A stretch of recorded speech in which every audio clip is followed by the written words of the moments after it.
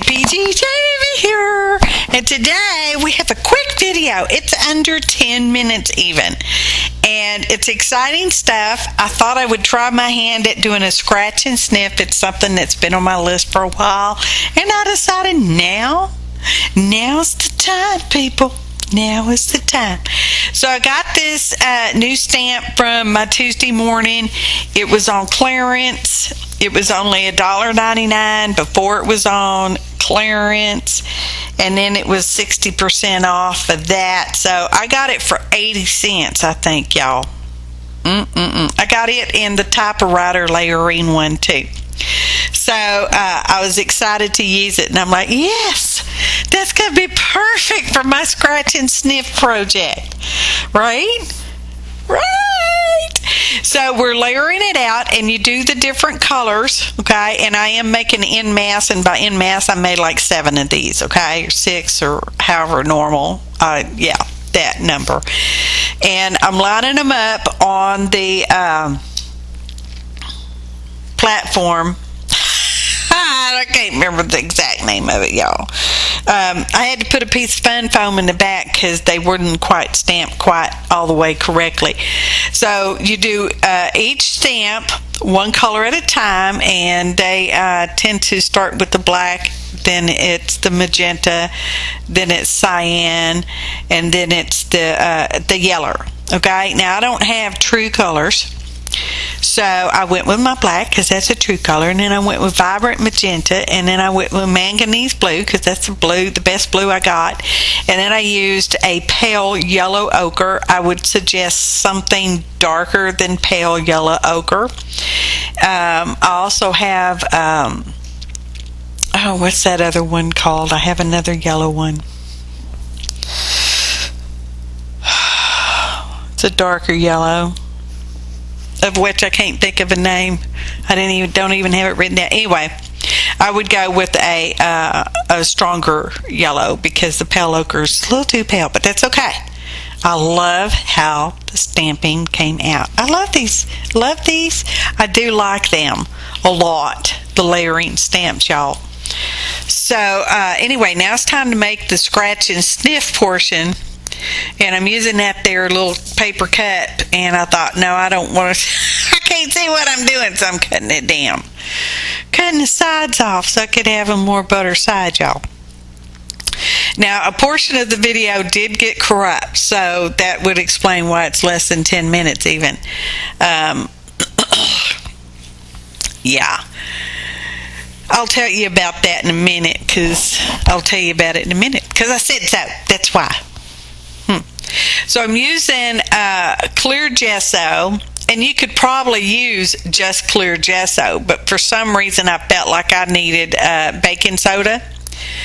So I'm putting baking soda in the clear gesso, and now I'm using some essential oil because I have it.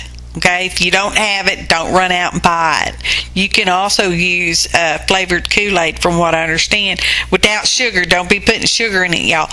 And I'm mixing that up, and I thought that because of the oil, it is an oil, y'all, that I would need a little more stuff, so that's why I used the baking soda to begin with. But because it's an essential oil, I probably could have just used the clear gesso. Now, mind you, how is this going to react over time? I don't know. Excuse me, y'all. Frogs. So I'm painting it over my paper dolls, which I have already altered, but you didn't see that part because that's part of the video got corrupted. And it was the bestest part, y'all. It was the bestest part because it's about me personally. I took several, when you take selfies, do you take selfies? Maybe you should. Tack it over and over. I'm going to make some little glue snot dots so that they can be removed in and out of the card if you want to.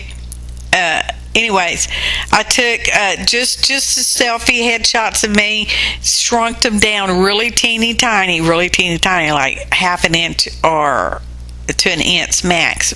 printed them out, and I altered them, printed them out in sepia, black and white kind of tone that I could get, and we're decorating the envelope.